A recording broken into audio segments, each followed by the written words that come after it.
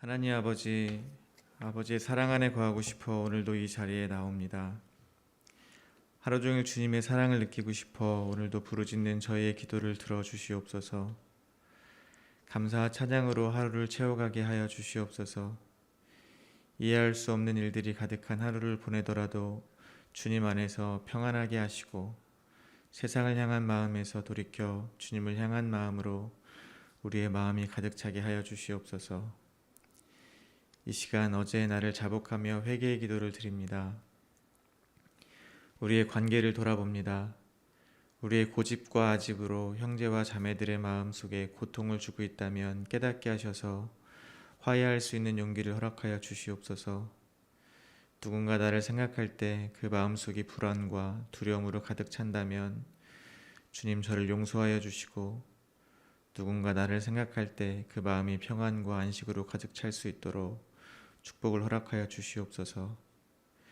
예수님의 이름으로 기도하오며, 하늘에 계신 아버지, 오늘 제가 주님의 임재 안에서 살고 주님을 더욱더 기쁘시게 하기를 기도합니다. 주 예수님, 오늘 제가 저의 십자가를 지고 주님을 따르기를 기도합니다. 성령님, 오늘 성령님이 저를 충만하게 채워주시고 성령의 열매, 사랑과 희락과 화평과 오래 참음과 자비와 양성과 충성과 온유와 절제가 제 삶 속에서 익어갈 수 있도록 해 주시기를 기도합니다. 아멘. 말씀을 나누겠습니다. 오늘 우리에게 주신 하나님의 말씀은 누가복음 15장 11절에서 32절까지의 말씀입니다. 저와 여러분이 한 절씩 교독하겠습니다. 또 이르시되 어떤 사람에게 두 아들이 있는데 그 둘째가 아버지에게 말하되 아버지여 재산 중에서 내게 돌아올 분깃을 내게 주소서 하는지라. 아버지가 그 살림을 각각 나누어 주었더니 그 후 며칠이 안 되어 둘째 아들이 재물을 다 모아가지고 먼 나라에 가 거기서 허랑방탕하여 그 재산을 낭비하더니 다 없앤 후 그 나라에 크게 흉년이 들어 그가 비로소 궁핍한지라. 가서 그 나라 백성 중 한 사람에게 붙여 사니 그가 그를 들로 보내어 돼지를 치게 하였는데 그가 돼지 먹는 쥐염 열매로 배를 채우고자 하되 주는 자가 없는지라. 이에 스스로 돌이켜 이르되 내 아버지에게는 양식이 풍족한 품꾼이 얼마나 많은가. 나는 여기서 주려 죽는구나. 내가 일어나 아버지께 가서 이르기를 아버지, 내가 하늘과 아버지께 죄를 지었사오니 지금부터는 아버지의 아들이라 일컬음을 감당하지 못하겠나이다. 나를 품꾼의 하나로 보소서 하리라 하고 이에 일어나서 아버지께로 돌아가니라. 아직도 거리가 먼데 아버지가 그를 보고 측은히 여겨 달려가 목을 안고 입을 맞추니 아들이 이르되 아버지, 내가 하늘과 아버지께 죄를 지었사오니 지금부터는 아버지의 아들이라 일컬음을 감당하지 못하겠나이다 하나. 아버지는 종들에게 이르되 제일 좋은 옷을 내어다가 입히고 손에 가락지를 끼우고 발에 신을 신기라. 그리고 살찐 송아지를 끌어다가 잡으라. 우리가 먹고 즐기자. 이 내 아들은 죽었다가 다시 살아났으며 내가 잃었다가 다시 얻었노라 하니 그들이 즐거워하더라. 맏아들은 밭에 있다가 돌아와 집에 가까이 왔을 때 풍악과 춤추는 소리를 듣고 한 종을 불러 이 무슨 일인가 물은데 대답하되 당신의 동생이 돌아왔음에 당신의 아버지가 건강한 그를 다시 맞아들이게 됨으로 인하여 살찐 송아지를 잡았나이다 하니 그가 노하여 들어가고자 아니하거늘 아버지가 나와서 권한대 아버지께 대답하여 이르되 내가 여러 해 아버지를 섬겨 명을 어김이 없거늘 내게는 염소 새끼라도 주어 나와 내 벗으로 즐게 하신 일이 없더니 아버지의 살림을 창녀들과 함께 삼켜버린 이 아들이 돌아오매 이를 위하여 살찐 송아지를 잡으셨나이다. 아버지가 이르되 예, 너는 항상 나와 함께 있으니 내 것이 다 내 것이로되 이 동생이 죽었다가 살아났음에 내가 잃었다가 얻었기로 우리가 즐거워하고 기뻐하는 것이 마땅하니라. 아멘. 예수님은 죄인들을 영접하고 음식을 먹는 예수님을 보고 수군거리는 바리새인과 서기관들에게 비유로 대답하셨습니다. 잃어버린 양의 비유와 잃어버린 드라크마의 비유에 이어서 오늘 두 아들을 가진 아버지의 비유를 말씀하고 계십니다. 오늘은 크게 네 문맥으로 나누어서 묵상하고자 합니다. 첫 번째 문맥은 11절에서 13절로 아버지에게 재산을 요구하는 둘째 아들의 이야기가 기록되어 있고, 두 번째 문맥은 14절에서 19절로 파산한 둘째 아들이 스스로의 처지를 돌이켜 아버지께 돌아가기로 한 결심이 나옵니다. 세 번째 문맥은 20절에서 24절로 돌아온 아들을 환대하는 아버지의 이야기가 기록되어 있고, 마지막으로 네 번째 문맥은 25절에서 32절로 불평하는 큰 아들을 위로하고 함께 기쁨에 참여할 것을 권하는 아버지의 이야기가 기록되어 있습니다. 첫 번째 문맥인 11절에서 13절은 비유의 시작으로 15장 11절을 보면 이야기가 이렇게 시작합니다. 또 이르시되 어떤 사람에게는 두 아들이 있는데, 또 이르시되라는 말에서 오늘의 이야기가 앞절의 이야기에 이어서 말씀하신다는 것을 알 수 있습니다. 예수님은 15장 10절까지의 말씀 속에서 잃어버린 양의 비유와 드라크마 비유를 통해 죄인의 회개를 하나님이 기뻐하심을 전해 주셨습니다. 죄인에게 허락하신 회개를 통해서 예수님이 전하고자 하신 것은 죄인을 찾아오시는 아버지의 마음이었음을 두 아들을 둔 아버지의 이야기로 다시 전해주고 계신 것입니다. 두 아들 중 둘째 아들이 아버지에게 상속할 재산을 미리 달라고 요구합니다. 다 아시겠지만 이는 아버지가 죽기를 바라는 심각한 불효입니다. 현대 사회에서도 이러한 일은 불효입니다. 아버지를 사랑한 것이 아니라 아버지의 재산만을 사랑한 아들입니다. 당시로서는 부모를 공경하라는 율법을 어긴 아주 큰 범죄입니다. 율법에 의하면 아버지 생전에 상속받은 재산을 처분할 수 없음에도 그는 율법을 어기고 재산을 처분하여 먼 이방 나라로 가서 재산을 허비합니다. 첫 번째 문맥을 통해서 함께 묵상하고 싶은 것은 이것입니다. 우리는 과연 하나님을 사랑하는 자인가? 아니면 하나님의 부요함만을 사랑하는 자인가? 이것을 생각해 보셨으면 좋겠습니다. 우리가 하나님을 어떻게 생각하는지 가장 잘 돌아볼 수 있는 방법은 평소에 우리의 기도를 보면 알 수 있습니다. 먼저 저의 기도를 돌아보면 늘 무언가를 바랍니다. 해달라는 것도 참 많습니다. 과연 제가 자신 있게 나는 아무것도 바라지 않고 하나님 한 분만을 바랍니다 라고 할 수 있을지 모르겠습니다. 입으로는 영원을 사모한다고 하면서 영원히 아버지 집에서 누릴 풍요로운 그 삶을 제가 기다리지 못하고 이 땅에서 나의 만족과 유익을 위해서 날마다 아버지께 그 아버지의 풍요로움을 오늘 내가 살아가고 있는 이 땅에서 그리고 지금 누리게 해달라고 기도합니다. 바로 제가 살아계신 아버지의 재산을 요구하며 자기의 쾌락과 만족을 위해 사용해버린 둘째 아들임을 고백합니다. 두 번째 문맥에서 둘째 아들은 말 그대로 망하게 됩니다. 15절과 16절입니다. 가서 그 나라 백성 중 한 사람에게 붙여 사니 그가 그를 들로 보내어 돼지를 치게 하였는데 그가 돼지 먹는 쥐염 열매로 배를 채우고자 하되 주는 자가 없는지라. 붙여 산다는 말은 종이 되었다는 말입니다. 둘째 아들은 아버지의 유산을 받아 불법으로 처분하였기에 율법의 징계를 할 수 없는 이방의 땅으로 왔습니다. 유대인들이 사람 취급도 하지 않는 이방 사람의 종이 된 것입니다. 또한 돼지는 율법에서 부정한 짐승입니다. 유대인들은 부정한 동물인 돼지를 기르지 않습니다. 유대인들의 입장에서 부정한 땅에서 부정한 짐승을 치게 된 그는 돼지가 먹는 쥐염 열매도 마음껏 먹지 못하는 처지가 되었습니다.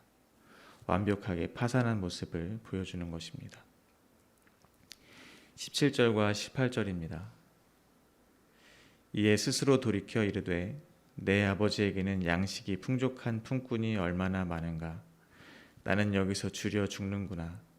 내가 일어나 아버지께 가서 이르기를 아버지 내가 하늘과 아버지께 죄를 지었사오니. 이때 둘째 아들은 자신을 돌이켜 자기가 자기를 인식하는 자기 인식의 변화를 겪게 됩니다.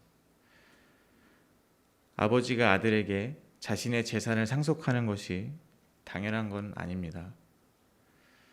그럼에도 너무도 당당하게 자기 자신을 아버지에게 재산 상속을 요구하는 것을 당연한 것으로 여기는 아버지의 자식이라는 자기 인식에서 하늘과 아버지께 죄를 지은 죄인으로 변하게 된 것입니다. 이어서 19절을 보겠습니다. 지금부터는 아버지의 아들이라 일컬음을 감당하지 못하겠나이다. 나를 품꾼의 하나로 보소서 하리라 하고. 그는 자신을 죄인으로 인식함과 동시에 아버지께로 돌아가기를 결심합니다. 이는 예수님이 앞선 비유를 통해 말씀하신 자기 부인의 모습입니다. 우리는 어제 잃어버린 양의 비유와 드라크마 비유를 통해서 세상 속에서 죄를 지은 자들은 더 꼭꼭 숨는 반면에 아버지의 사랑에서 기인하여 자신이 죄인임을 깨닫게 된 자들은 더 간절하게 잃어버린 드라크마를 찾는 여인과 같이 주님 앞에 나아가 주님의 사랑을 갈망한다는 사실을 묵상했었습니다. 이처럼 주님의 자녀들은 회개를 통하여 아버지의 집으로 돌아가는 것입니다. 20절을 보겠습니다. 이에 일어나서 아버지께로 돌아가니라. 아직도 거리가 먼데 아버지가 그를 보고 치근히 여겨 달려가 목을 안고 입을 맞추니. 드디어 아들은 아버지의 집으로 옵니다. 아직도 거리가 먼데 먼저 달려가서 아들을 맞이한 것으로 보아 아버지는 둘째 아들이 돌아오기를 기다리고 계셨습니다. 앞선 비유와 연결하여 잃어버린 양을 찾아가는 목자의 마음과 잃어버린 드라크마를 찾기 위해 애쓰는 여인의 마음과 아들을 기다리고 있던 이 아버지 심정은 같습니다. 아버지가 아닌 아버지의 돈을 좋아했던 아들과 달리 아버지는 있는 그대로의 아들을 사랑한 것입니다. 아들에게 재산을 물려주고 떠나게 한 순간부터 돌아온 아들을 맞이하는 그 순간까지 아버지의 마음은 변함이 없었습니다. 여기서 묵상할 수 있는 아버지의 마음은 이것입니다. 때로는 자녀를 키울 때 부모님들이 자녀를 가리키기 위해서 일부러 경험하게 하는 경우가 있습니다. 자녀가 아플 것을 알면서도 경험을 하게 하는 이유는 돌이킬 수 없는 더 큰 상처를 피하게 하기 위함입니다.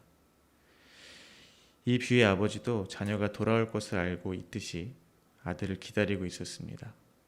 그러니까 마치 기다렸듯이 멀리서 오는 아들을 발견하고 뛰어나가는 것입니다.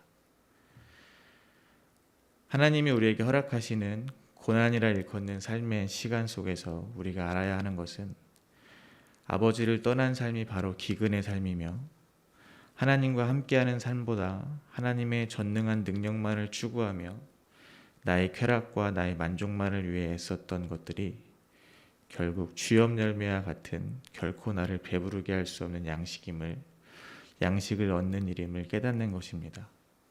진짜 양식은 아버지께 있다는 사실을 알고 주님께 돌아가는 것입니다. 22절부터 24절입니다. 아버지는 종들에게 이르되 제일 좋은 옷을 내어다가 입히고 손에 가락지를 끼우고 발에 신을 신기라. 그리고 살찐 송아지를 끌어다가 잡으라. 우리가 먹고 즐기자. 이 내 아들은 죽었다가 다시 살아났으며 내가 잃었다가 다시 얻었노라 하니 그들이 즐거워하더라. 아버지는 종이 되고자 왔던 아들의 지위를 회복시켜 주십니다. 아니, 처음부터 아들을 종으로 여길 생각은 없어 보입니다. 아들에게 좋은 옷을 입히고 잔치를 벌여줍니다. 그리고 고백합니다. 이 내 아들은 죽었다가 다시 살아났으며 내가 잃었다가 다시 얻었노라. 그런데 여기서 저는 이런 생각을 '아버지의 환대를 받은 둘째 아들이 여전히 아닙니다. 저는 아들이 될 자격이 없습니다.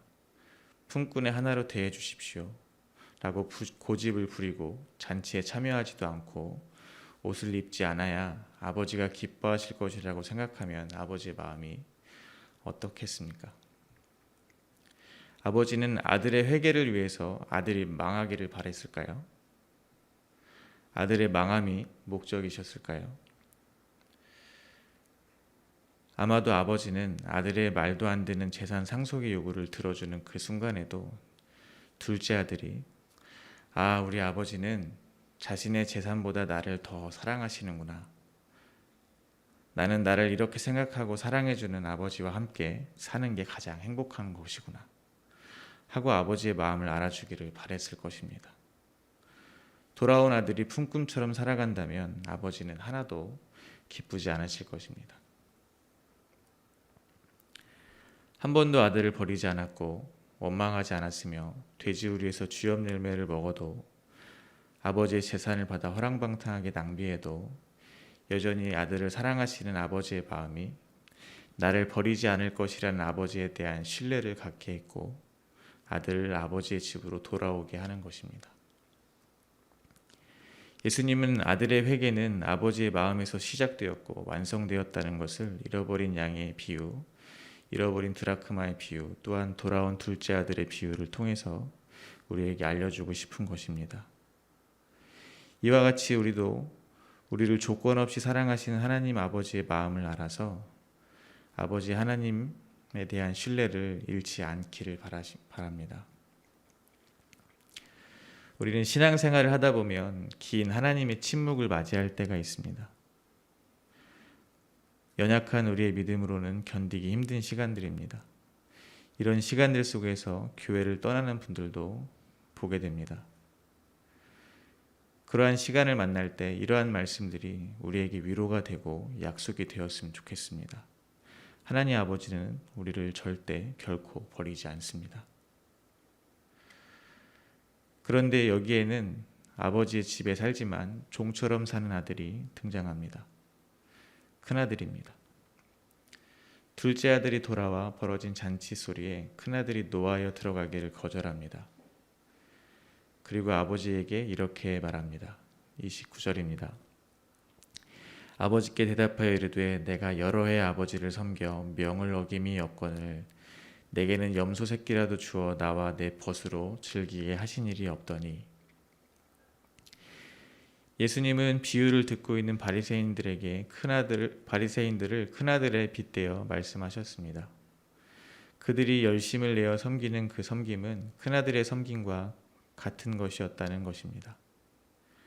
안식일에 주인이 나타나 안식일에 생명을 구하는 일을 할 때 함께 기뻐하지 못하고 오히려 예수님을 모함하는 그들의 율법 지킴은 하나님을 위한 것이 아니었습니다. 그러니 형식적인 율법 지킴을 비판하신 예수님께 화를 내는 것입니다. 마찬가지로 큰아들의 아버지 섬김은 결국 자신을 위한 행동이었음이 드러났습니다. 그러니까 자신의 섬김을 알아주지 않는 아버지의 행동에 화가 나는 것입니다. 큰아들의 모습을 통해서 역시 우리들의 모습을 돌아보기를 소원합니다.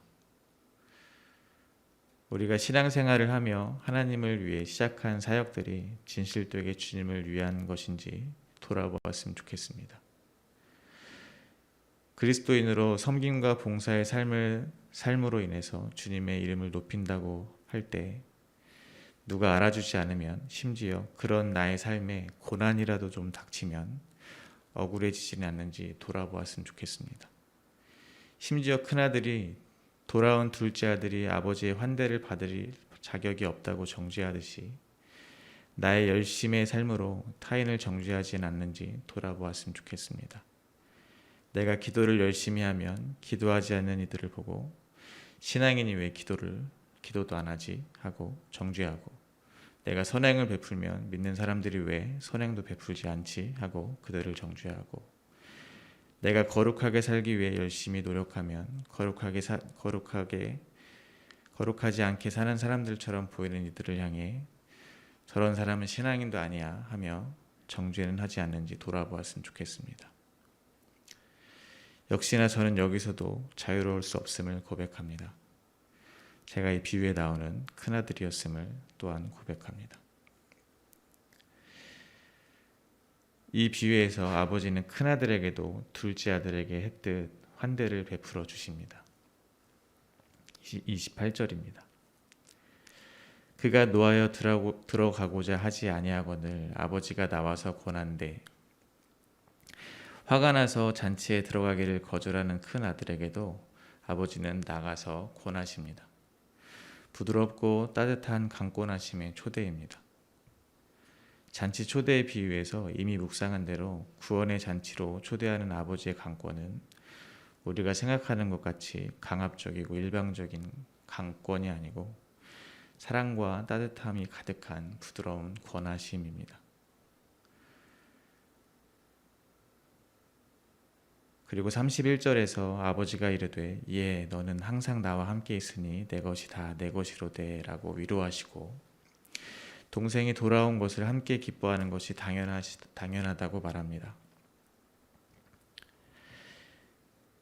여기서 큰아들이 알아야 하는 아버지의 마음은 무엇이겠습니까? 동생이 살아 돌아왔으니 아버지가 얼마나 기쁘실까 하는 것이겠습니까? 그러니 내가 큰아들 된 도리로 함께 기뻐해 드려야지 이것이겠습니까? 아닙니다. 큰아들 역시 알아야 하는 아버지의 마음은 아버지는 예전부터 지금까지 큰아들 역시 사랑하고 계셨다는 것을 아는 것입니다. 아버지를 위해서 섬김의 봉사를 잘 하고 있어서 사랑한 것이 아니고 아버지는 처음부터 자신을 사랑하고 있었음을 아는 것입니다. 아버지는 큰아들 역시 아버지를 신뢰하기를 바라십니다. 아버지의 행동을 의심하지 않고 신뢰했다면 큰아들은 죽었다가 살아 돌아온 아들을 기뻐하는 잔치에 함께 참여해 아버지의 기쁨에 동참했을 것입니다. 말씀을 맺겠습니다. 예수님은 역시 비유를 통해서 우리가 아버지의 집으로 돌아오기를 바라고 계십니다. 큰아들과 작은아들을 보면서 우리가 율법주의는 나쁜 것이고 은혜에 의지하는 것은 좋은 것이라고 판단하며 함께 신앙생활한 이들을 구분짓고 누구는 옳고 누구는 그른가를 판단하기를 원하는 것이 아니십니다. 큰아들도 작은아들도 모두 하나님의 사랑을 받는 아들임을 알고 아들을 절대 버리시지 않는 하나님의 사랑을 신뢰하시기를 원하시는 것입니다. 오늘 하루 이 말씀을 가슴에 새기시며 나를 절대 놓지 않으시는 그 아버지의 사랑을 누리시기를 축복합니다.